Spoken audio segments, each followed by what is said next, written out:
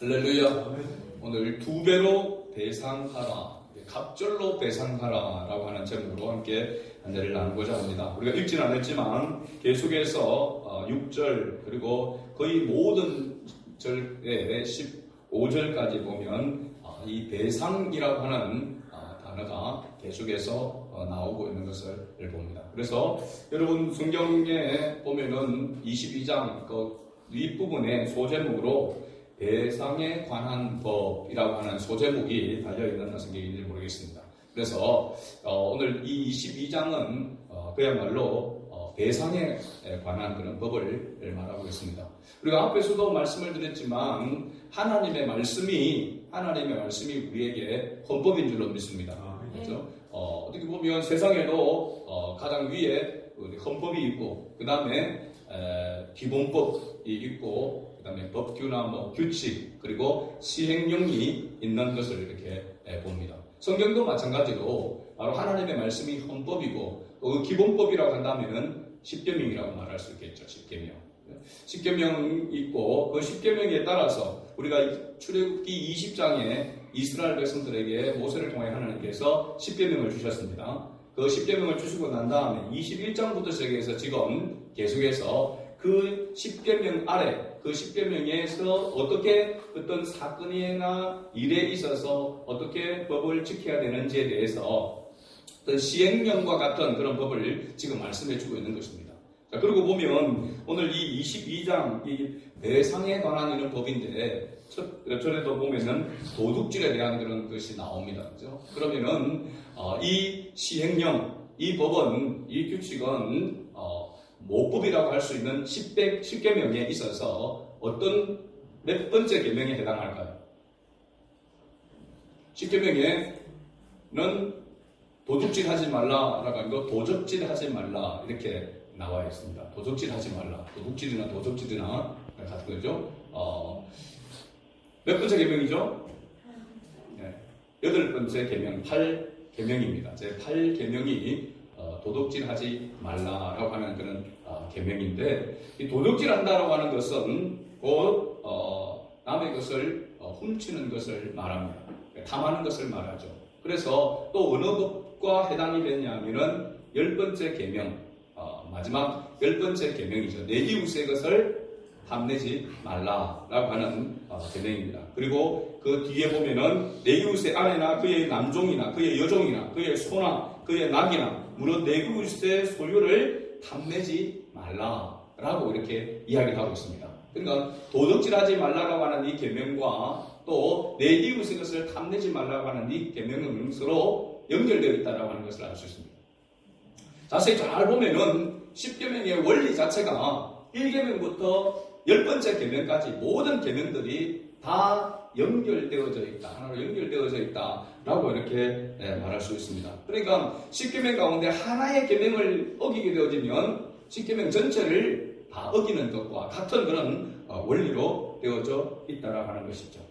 자, 이 배상에 관한 것, 지금 우리가 우리 소나 또 양이나 이런 것들 보면은 이스라엘 백성들에 있어서는 팔레스타인 지역에서는 목축업을 많이 했으니까 그게 해당되는 거고 우리의 실제적인 생활에 지금에 보면은 아주 좀 동떨어져 있는 그런 것으로 이렇게 생각이 됩니다. 그러나 우리가 이 말씀을 묵상하고 우리가 이 말씀을 살펴보는 것은 바로 이 법의 정신이 어떤 정신을 가지고 있는가, 어떤 의미를 가지고 있는가, 그리고 오늘 살아가는 우리 그리스도인에게는 어떤 모습으로 이 법을 지켜야 하는가라고 하는 것을 여기에 말씀해 주고 있기 때문에 실제적으로 우리가 소를 키우고 또 양을 키우고 하는 그건 아니지만 이 법이 가지고 있는 정신, 이 법의 의미에 대해서는 우리가 바르게 깨닫고 또 우리에게 오늘날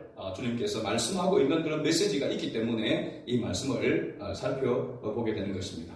자, 오늘 본문 말씀의 도둑질과 탐심은 왜 생기게 되어지는가 라고 하는 것을 우리가 보게 될 때에 첫 번째는 하나님과의 관계가 멀어지게 될 때에 하나님과의 관계가 깨어지게 될 때에 바로 이러한 도둑질과 탐심이 우리가 들어오게 되어지게 되고 그렇게 죄를 범하게 된다라고 하는 것입니다. 그래서 하나님과의 신뢰관계가 무너지게 될 때에 오늘도 마찬가지죠. 우리가 하나님의 은혜 가운데서 멀어지게 될 때에 하나님과의 관계가 소원하게 되어지게 되고 멀어지게 될 때에 우리 안에 적시로 찾아오는 것이 바로 죄입니다. 죄. 그래서 특히 다른 어떤 남의 것을 도둑질하고 하는 것보다도 내 자신을 위해서 살려고 하는 마음이 생기게 되어지는 것이죠. 하나님의 은혜에서 하나님으로 충만한 그러한 삶에서 멀어지게 되어지면, 식어지게 되어지면 자기를 위해서 살게 되어지고 자기를 위해서 살게 되어질 때에 거기에 발동되는 것이 바로 탐심이며 이러한 것들이 나타나게 된다라고 하는 것입니다. 구약 성경에서 하나의 좋은 예, 하나님과의 신뢰관계가 멀어지게 될 때에, 깨어지게 될 때에 나타나는 예가 하나 있는데, 여러분 오늘 이 말씀은 여러분 성경을 펼쳐 놓아야 됩니다. 제가 이걸로 띄우지를 않았습니다. 자, 사무엘하, 구약 성경 사무엘하 12장 1절부터 6절까지를 제가 함께 읽을 텐데 찾아 놓으시기 바랍니다. 사무엘하 12장 1절에서 6절. 사무엘하 12장 1절에서 6절 찾았으면 먼저 찾은 분들은 같이 한번 1절부터 6절까지를 함께 읽겠습니다. 여호와께서 나단을 다윗에게 보내시니 그가 다윗에게 가서 그에게 이르되 한 성읍에 두 사람이 있는데 한 사람은 부하고 한 사람은 가난하니 그 부한 사람은 양과 소가 심이 많으나 가난한 사람은 아무것도 없고 자기가 사서 기르는 작은 암양 새끼 한 마리뿐이라. 그 암양 새끼는 그와 그의 자식과 함께 자라며 그가 먹는 것을 먹으며 그의 잔으로 마시며 그의 품에 누움으로 그에게는 딸처럼 되었거늘 어떤 행인이 그 부자에게 오매 부자가 자기에게 온 행인을 위하여 자기의 양과 소를 아껴 잡지 아니하고 가난한 사람의 양 새끼를 떼앗아다가 자기에게 온 사람을 위하여 잡았나이다 하니 다윗이 그 사람으로 말미암아 노하여 나단에게 이르되 여호와의 살아계심을 두고 맹세하노니 이 일을 행한 그 사람은 마땅히 죽을 자라. 그가 불쌍히 여기지 아니하고 이런 일을 행하였으니 그 양 새끼를 4배나 갚아 주어야 하리라 한지라. 아멘. 자, 이 내용이 어떤지는 우리가 대략 알고 있습니다. 나단 선지자가 다윗 왕에게 찾아와서 말하고 있는 그런 부분이죠. 여기에서 우리가 읽었던 가난한 사람 그리고 부자를 무엇에 빗대어서 나단 선지자가 이야기하고 있냐면 가난한 자는 우리가 알듯이 바로 다윗 왕의 부하였던 장군 우리아를 말하고 있습니다. 우리아의 아내가 바세바였죠, 그죠? 우리아와 바세바 부부를 이야기한다고 말할 수 있습니다. 그럼 이 부자는 누구를 말하고 있는 것일까요? 다윗을 말하고 있습니다. 모든 것을 넉넉하게 다 가지고 있는 그런 권세와 권력과 부를 가지고 있는 왕, 바로 다윗을 이야기하고 있죠. 이 말씀의 배경이 바로 어디에 있느냐면 사무엘하 11장에 나오게 됩니다. 사무엘하 11장 1절에서 보면 다윗이 왕위에 있을 때에 요압이라고 하는 여기 보면 군사령관이라고 말할 수 있습니다. 그 사령관과 그의 부하들, 다윗의 부하들과 온 이스라엘 군대를 보내어 암몬 자손을 멸하려고 라빠를 에워쌌더라. 라빠라고 하는 그 성을 에워싼 것입니다. 그때 다윗은 이 전쟁에 출전하지 않고 예루살렘에 그대로 있었다라고 성경에 기록하고 있습니다. 사실 전쟁이 일어나게 되면 항상 왕이 가장 먼저 앞서서 나아가게 되는데 어떤 이유에든지는 모르지만 다윗이 이 전쟁에 참여하지 않고 요압 장군을 앞세워서 전쟁에 내보낸 것입니다. 그리고 저녁 때에 다윗이 그의 침상에서 일어나게 됩니다. 왕궁 옥상에서 거닐다가 그곳에서 한 여인이 목욕을 하고 있는데 심히 아름다웠더라 라고 이렇게 아름답게 보였더라 라고 이렇게 말하고 있습니다. 이 다윗이 그 전날에 무엇을 했는지는 알지 못하지만은 저녁 때에 침상에서 일어났다고 했습니다. 그러니까 늦게 일어났다라고 하는 것이죠. 그러고 난 다음에 그 왕궁 옥상을 거니는데 보니까 한 여인이 목욕을 하고 있는 것이 보였는데 심히 아름다워 보였다는 겁니다. 이게 바로 안목의 정욕이라고 말할 수 있죠. 그렇죠? 그 안목의 정욕을 통해서 육신의 정욕이 발동됩니다. 그래서 다윗이 사람을 보내어서 그 여인의 정보를 알아보게 했습니다. 그래서 알아보니까 그 여인은 엘리암의 딸이요 헷 사람 우리아의 아내 바세바였습니다. 우리아는 바로 지금 전쟁 나가 있는 장수라고 말할 수 있습니다. 남편이 있는 여인이었습니다. 자, 이런 정보를 다윗이 알게 되었다고 하면 남편이 있는 여인이구나 하고 포기를 해야 되는데 아마도 다윗이 그 여인을 보고 그냥 첫눈에 속된 말로만 뿅 간 건 모양입니다. 그래서 거기에 그치지 않고 당시 절대 권력을 가지고 있는 왕인지라 다윗이 전령을 보내어서 그 여자를 자기에게로 데려오게 합니다. 그리고 취하게 됩니다. 그 다음에 그 여인이 이 다윗과의 관계 속에서 임신을 하게 되었습니다. 그리고 그 임신한 사실을 다윗에게 이 바세바가 알리게 되어지죠. 다윗은 이 일을 덮으려고 전쟁에 나가 있던 사령관 요압 장군을 불러드립니다. 예루살렘으로. 그리고 바세바의 남편인 우리아 장군을 데려오게 급히 오라고 합니다.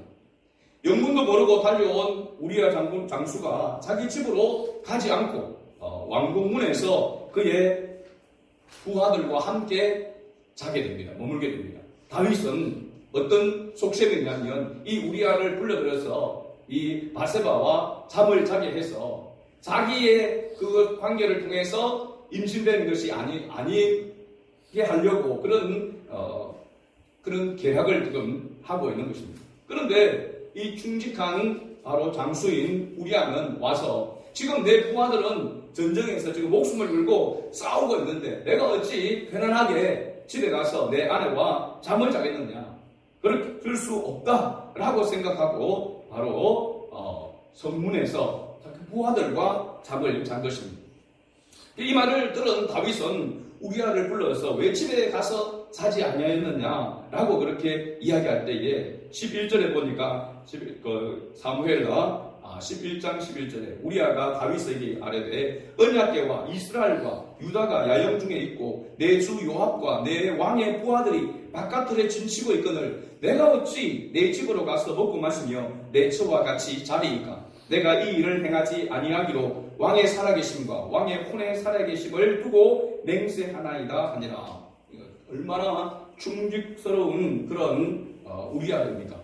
그런데 다윗은 자기의 계획대로 되지 않자 다시 요압 장군에게 그러면은 이 우리아를 전장에 있어서 최전방에 보내서 싸우도록 그렇게 했습니다. 최전장에 나가서 싸우게 되어지면 죽을 확률이 많기 때문에 그렇습니다. 그렇죠? 다윗이 이와 같은 계략으로 우리아 장수를 최전방에 보내서 싸우게 한 것입니다. 26절과 27절에 보니까 우리아의 아내는 그 남편 우리아가 죽었음을 듣고 그의 남편을 위하여 소리내어 우니라.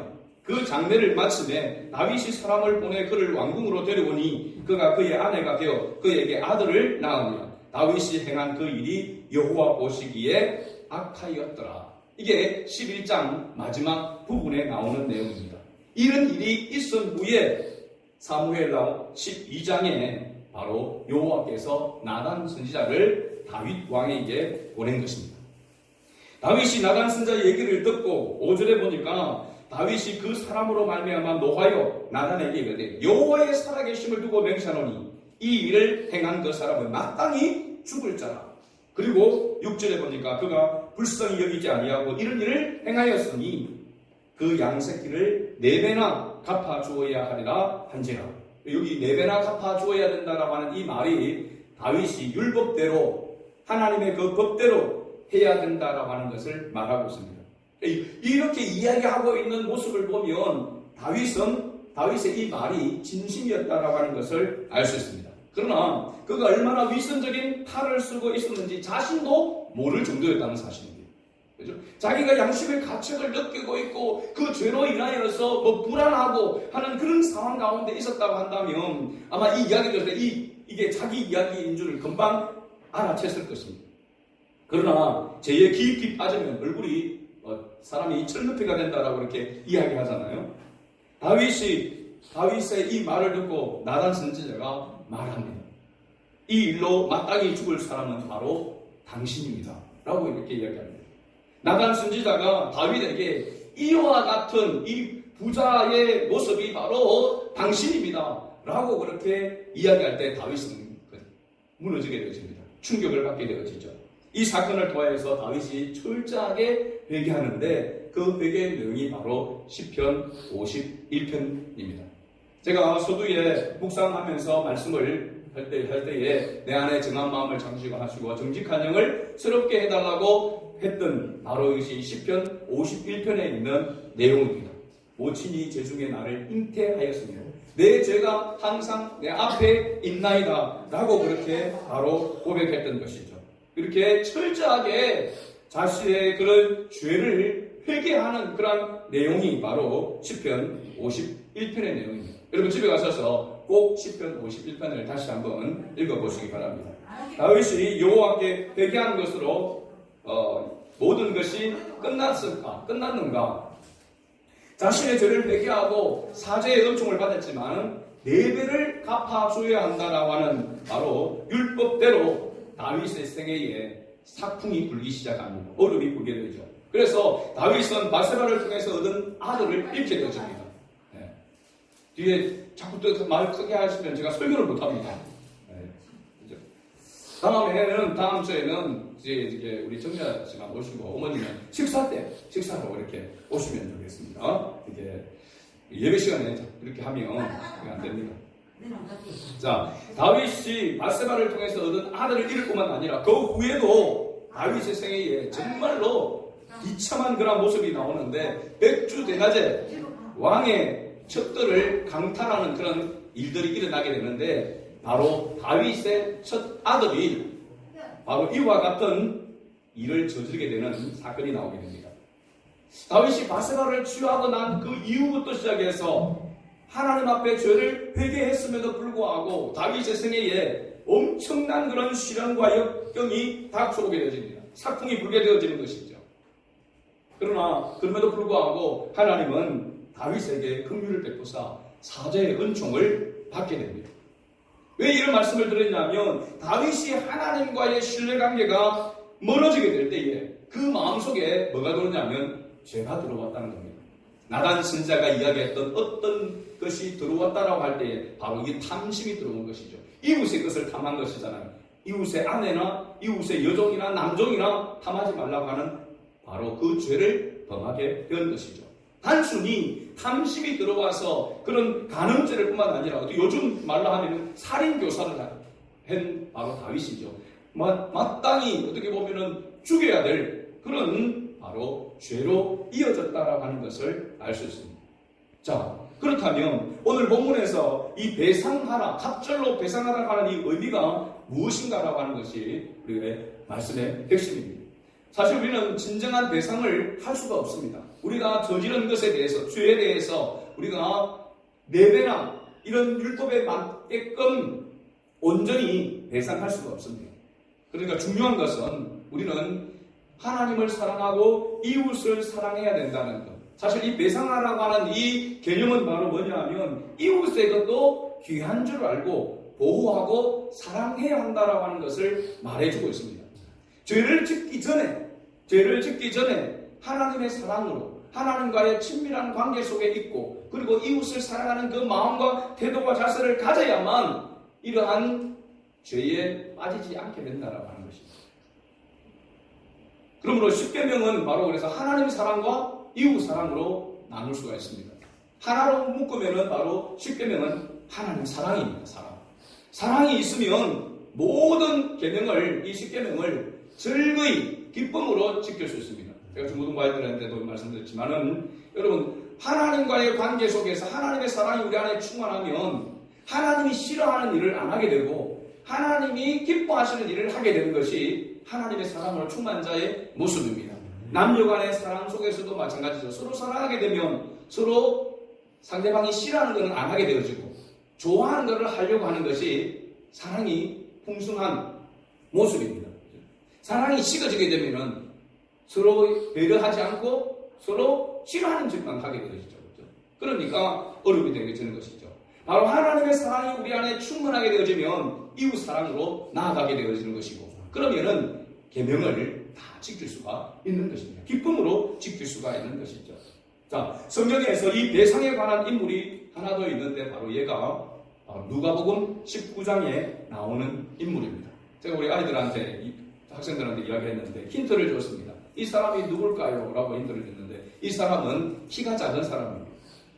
이 사람은 세리장이었습니다. 그래도 잘 모르더라고요. 뽕나무에 올라갔습니다. 누굽니까? 삭개오입니다. 삭개오. 그죠? 뽕나무가 아니고 실제로는 돌무화과 나무입니다. 돌무화과 나무. 비슷하게 생겨서 그렇게 번역이 됐는데 성유수를 갔을 때 이 장소에 가봤습니다. 여리고에 갔을 때 여리고잖아요. 그죠? 예수님이 예루살렘으로 올라가기 전에 마지막 십자가를 지시기 위해 예루살렘으로 올라가기 전에 여리고를 거쳐서 예루살렘으로 올라갑니다. 여리고는 아주 저지대고 예루살렘은 그 해발 800m에 있기 때문에 올라가는 그런 거예요. 여리고로는 내려간다. 예루살렘으로 올라간다는 거죠. 갈릴리에서 요단강을 따라서 쭉 내려와서 바로 이 여리고에서 예루살렘으로 올라가게 되는데 이 여리고를 거쳐서 예수님이 올라간다는 것입니다. 삭개오가 이 예수님이 여리고에 오신다는 것을 소문을 듣게 되었습니다. 그래서 이 삭개오가 예수님을 보기 위해서 나아갑니다. 그런데 이미 예수님에 대한 소문이 많이 알려져 있는 터라 사람들의 인파가 그야말로 인산인해를 이루고 있는 것입니다. 그래서 키가 작은 이 삭개오가 예수님을 볼 수가 없어요. 그래서 바로 이 돌무화과 나무에 올라갔던 것입니다. 그 돌무화과 나무에 올라가 있는 삭개오를 예수님이 아시고 예수님이 삭개오야 내려오라 라고 이야기하죠. 그리고 오늘 내가 너희 집에 유하여야겠다, 머물러야겠다 라고 그렇게 말합니다. 이 말을 듣고 삭개오가 내려와서 예수님을 영접하여서 자기 집으로 모십니다. 예수님을. 그런데 이때 삭개오가 예수님께 이렇게 말합니다.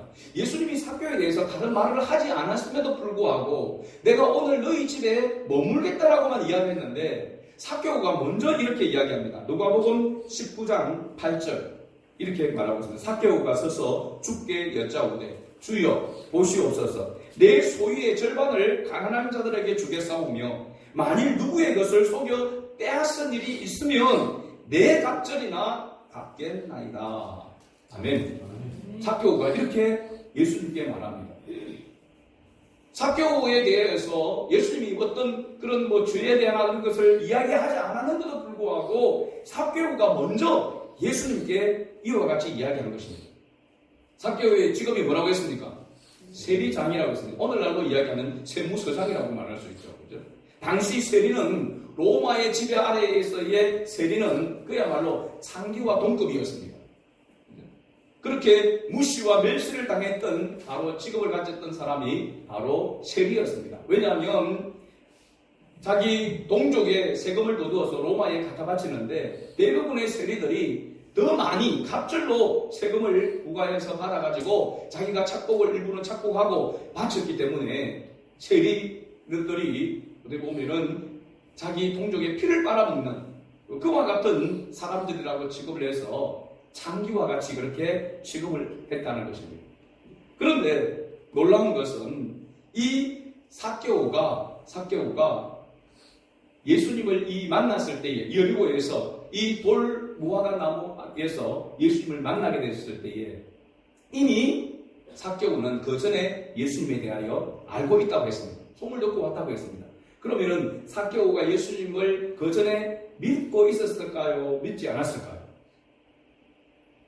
우리가 생각할 때는 이날 삭개오가 예수님을 믿고 오늘 내 구원이 이 집에 너희 이말이라 예수님께서 뒤에 그렇게 말씀하고 있거든. 이날 예수님이 삭개오가 구원을 받은 것처럼 보여지지만 실제적으로는 보면 삭개오는 자기가 하나님의 자녀임을 구원받은 백성임을 예수님을 만남으로 말미암아 확신하게 되어지는 바로 장면이었고 그 이전에 삭개오는 예수님을 믿고 있었다라고 이렇게 추측을 할 수 있습니다. 그 이유는 바로 뭐냐면 오늘 삭개오가 예수님 앞에 고백했던 그 말 가운데 내 소유의 절반을 가난한 자들에게 주겠사오며 만일 누구의 것을 속여 빼앗은 일이 있으면 내 갑절이나 갚겠나이다 라고 이렇게 말했는데 여기 앞에 가난한 자들에게 소유의 절반을 주겠사오며 라고 하는 이 주겠다라고 하는 이 말이 원어를 보게 되어지면 우리의 말로는 뭐냐면 앞으로 주겠다라고 하는 것처럼 보이잖아요. 그죠?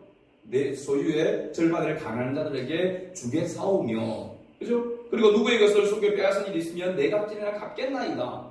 우리의 번역으로 보면 미래, 앞으로 그렇게 하겠다라고 하는 것을 보여주지만, 원래 헬라어 원어적 문법으로 해석을 하게 되어질 때는 미래형만 아니라 과거에서부터 쭉 해오고 있었다라고 하는 그런 표현으로 주어 왔사오며 라고 해석을 해야 된다라고 하는 겁니다. 그러니까 과거에부터 내가 그렇게 해왔다라고 하는 겁니다. 내 소유의 절반을 가난한 자들에게 주어왔고, 그죠? 또 남의 것을 속여 빼앗은 게 네 배나 갚아 왔다라고 하는 것입니다. 그런 겁니다. 그럼 차원이 다르잖아요. 그죠? 네. 예수님을 그날 만나서 이제 회개에 합당한 열매를 맺는 것이 아니라 그 이전에 예수님을 알게 되어지고 믿게 되어져서 회개에 합당한 열매를 삭개오는 맺어오고 있었다라고 하는 사실입니다. 자, 이것에 대해서 우리가 알아보면은 성경을 통해서 우리가 살펴볼 때에 누가복음 3장에 보면은 세례 요한이 세례를 베풀 때에 어떻게 했냐면 세리들도 세례를 받고자 와서 이렇게 했습니다. 누가복음 3장 12절에 보면 세리들도 세례를 받고자 하여 와서 이르되 선생이여 우리는 무엇을 하리이까 하매라고 이렇게 말합니다. 이 세례 요한이 요단강에서 세례를 베풀기 전에 먼저 뭐라고 선포했냐면 사람들에게 회개에 합당한 열매를 맺어라. 회개하라. 천국이 가까웠느니라. 그리고 회개에 합당한 열매를 맺으라고 이렇게 선포를 했습니다. 그러니까 무리가 세례 요한에게 어떻게 물었냐면 그러면 우리가 무엇을 하리이까? 회개에 합당한 열매를 맺는 게 뭡니까? 라고 이렇게 물은 거죠. 세례 요한이 이렇게 대답합니다. 11절에 대답하여 이르되 옷 두 벌 있는 자는 옷 없는 자에게 나눠줄 것이요 먹을 것이 있는 자도 그렇게 할 것이니라. 자기의 것을 사람들에게 나눠주라는 것, 베풀으라는 것입니다. 그리고 이 무리들 중에 12절에 보니까 세리들도 세례를 받고자 왔을 때 선생이여 우리는 무엇을 하리이까?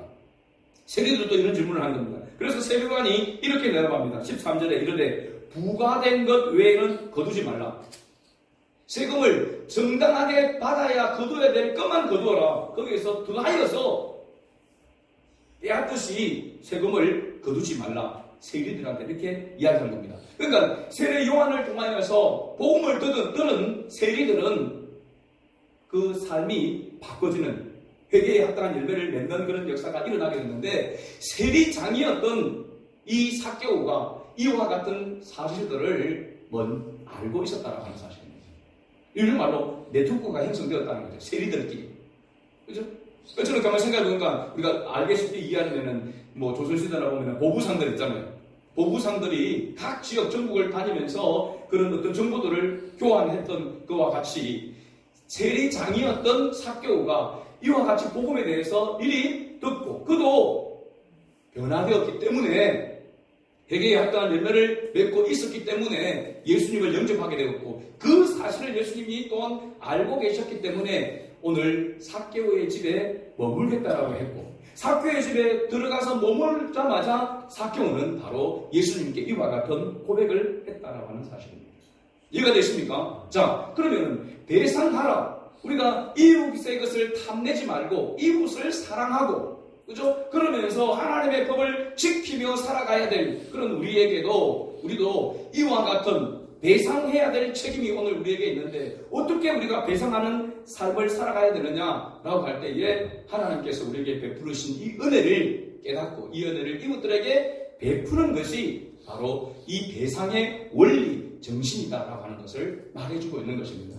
사랑하는 성도 여러분, 우리 그리스도인들이 교회가 사실 해야 할 일들 가운데 첫 번째가 이웃을 사랑하는 것입니다. 이웃 사랑함에 있어서 우리가 가진 것을 나누고 베풀고 하는 것도 굉장히 중요하지만 구제하는 것도 중요하지만 가장 큰 이웃 사랑은 복음을 전하는 것입니다. 영혼을 살리는 것입니다. 생명을 살리는 것입니다. 이것이 교회가 첫 번째로 해야 될 그런 일이죠. 그 일을 위해서 구제도 필요한 것이고 그 일을 위해서 헌신과 봉사도 필요한 줄로 믿습니다.